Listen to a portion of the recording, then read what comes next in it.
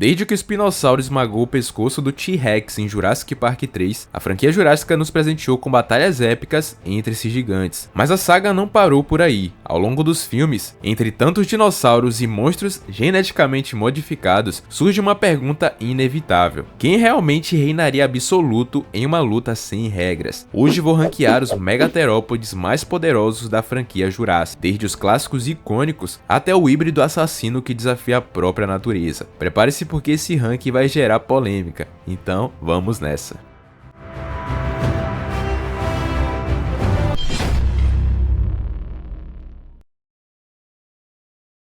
Para começar, o Tarbossauro inicia o ranking como a maior decepção entre os megaterópodes da franquia. Um predador que infelizmente não entregou muito. Introduzido no especial interativo de Acampamento Jurássico, esse suposto primo asiático do T-Rex mede 12 metros e pesa 7 toneladas e meia. Porém carrega um pecado: subestimar os oponentes como se fosse um vilão de um desenho animado. Sua única cena de luta é um paradoxo de força e incompetência. Ele derruba a Rex com um poderoso golpe de cabeça, algo impressionante considerando que ela pesa mais de 8 toneladas. Porém comete um erro infantil de virar as costas logo para a rainha de Nublar antes de confirmar sua morte. O resultado foi uma única mordida no pescoço, que sequer foi prolongada, que reduziu ele a um cadáver instantâneo. Essa durabilidade patética levanta questões sérias: ou sua pele era tão resistente quanto o papel molhado, ou os geneticistas da Biosyn simplesmente esqueceram de instalar instintos básicos de sobrevivência nessa espécie. Além dessa falha catastrófica, o Tarbossauro exibe um comportamento inconsistentemente agressivo. Ele ataca animatrônicos com uma fúria destrutiva, demonstra um olfato apurado que rivaliza com os melhores rastreadores da franquia e chega a derrubar um Jeep com uma cabeçada, proezas que isoladamente o colocariam em uma posição mais alta, já que nem a Rex conseguiu fazer isso. No entanto, sua imaturidade tática é evidente. Enquanto o espinossauro certifica-se que suas vítimas estão mortas, como fez com o Bull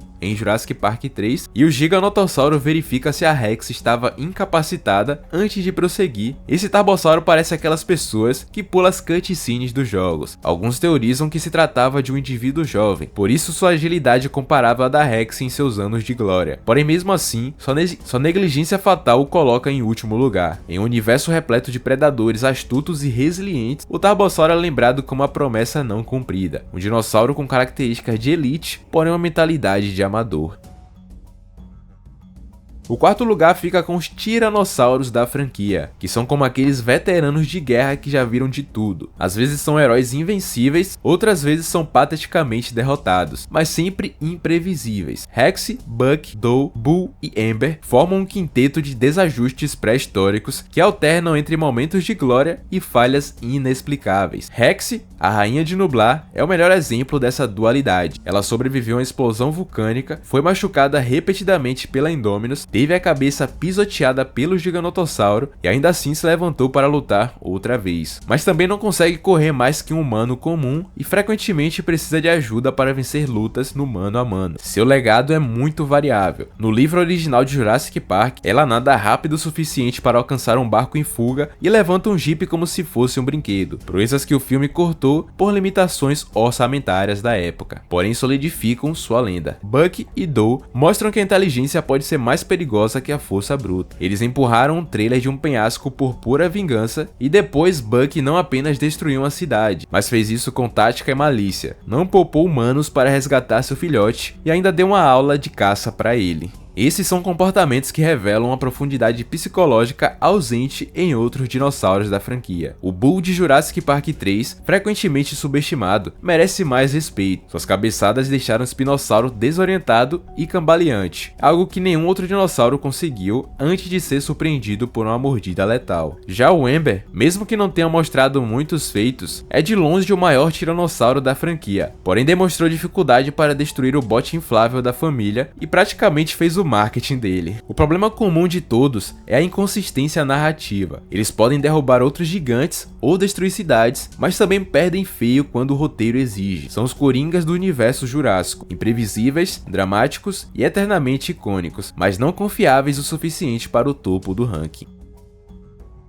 O terceiro lugar vai para o Giganotossauro, o matador de tiranossauros que a franquia tratou, mas cujas táticas de combate são simplesmente assustadoras. Com seus 15 metros de comprimento e 10 toneladas de músculo puro, esse colosso do Cretáceo não é apenas maior que um tiranossauro adulto, é uma máquina de guerra evolutiva com adaptações que o tornam um oponente quase imparável. Diferente de outros predadores que dependem de truques ou híbrido genético, o Giga é a natureza em seu estado mais cru. Seu dorso é uma armadura natural de osteodermas e espinhos que absorvem impactos como colete à prova de bala. Suas mandíbulas são fortes o suficiente para destroçar metal e concreto, e sua força bruta é tão absurda que ele derruba a Rex com um único empurrão, algo que nem a Indominus Rex conseguiam em suas investidas iniciais. O que verdadeiramente define o Giganotossauro não é apenas o seu tamanho, mas sua eficiência brutal. Em sua primeira aparição no prólogo de Jurassic World Dominion, ele mata um tiranossauro adulto em menos de um minuto como se não fosse nada. Uma demonstração de poder que nenhum outro terópode da franquia igualou. Ele não brinca de perseguição ou jogos psicológicos como o Espinossauro. Ele vai direto ao ponto. Um golpe para derrubar, uma mordida para incapacitar e a presa está morta. Ele evita conflitos desnecessários, como quando ele ignora os humanos para focar em presas maiores, além de demonstrar curiosidade tática ao investigar estruturas humanas. O verdadeiro crime narrativo foi sua derrota forçada. Após dominar a Rex sozinho, ele é surpreendido pelo Teresinossauro e finalizado por uma mordida no pescoço que contradiz toda a sua construção como o ápice predatório. Em um universo justo, o Giganotossauro seria o soberano indiscutível, um predador que combina tamanho e força em um pacote que até a Indominus invejaria.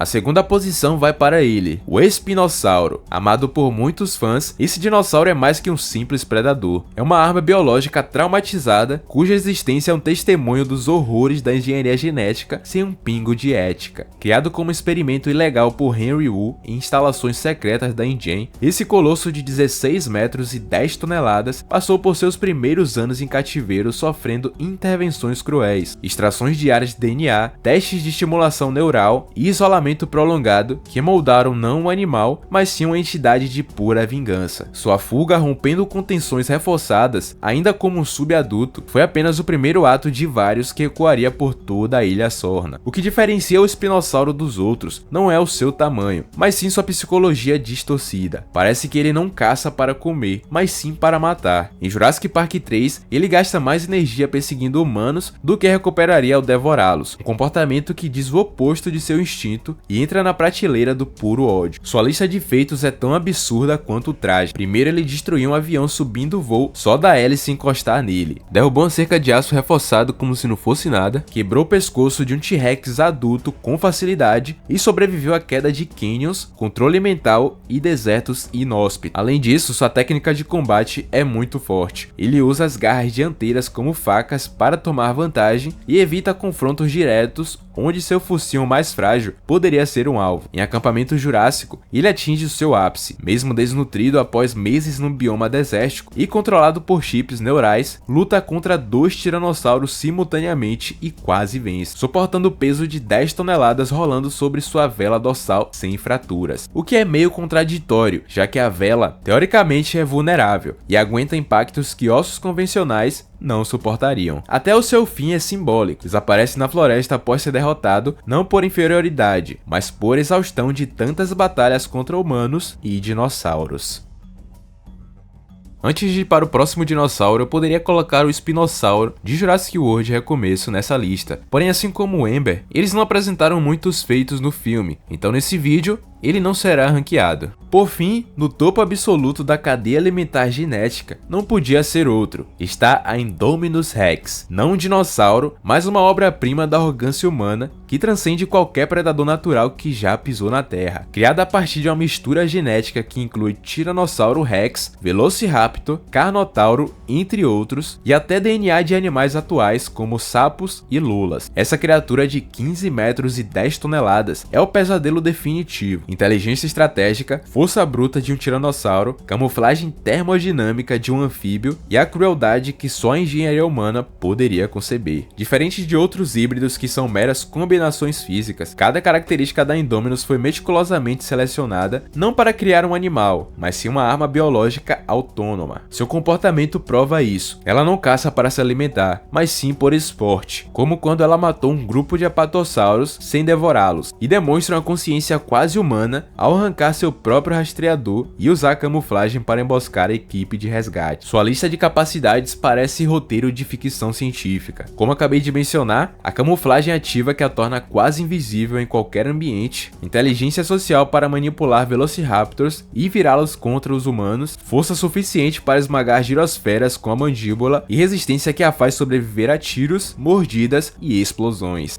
Sua batalha contra a Rex foi uma superioridade tática. Enquanto a velha rainha de Nublar confia em sua força bruta, a Indominus usa suas garras alongadas para causar ferimentos profundos enquanto aplica mordidas. Mesmo não sendo totalmente adulta, estima-se que alcançaria 18 metros de comprimento se tivesse crescida completamente. Ela redefiniu o que significa ser um super predador. Sua derrota veio de uma intervenção do roteiro, uma aliança improvável entre a Rex, a Blue e o Mosasauro, um triunfo do simbolismo sobre a lógica narrativa. Em um confronto direto, nenhum outro terópode da franquia possui suas ferramentas. Por exemplo, ela analisaria o espinossauro e atacaria sua vela dorsal. Contra o giganotossauro usaria seus braços e provavelmente dominaria qualquer combinação de adversários, e contra o tarbossauro não preciso nem falar, né? A Indominus Rex não é apenas a mais forte, é a materialização de uma lembrança aterrorizante de que a natureza, quando distorcida pela ambição, pode criar monstros que nem mesmo seus criadores entendem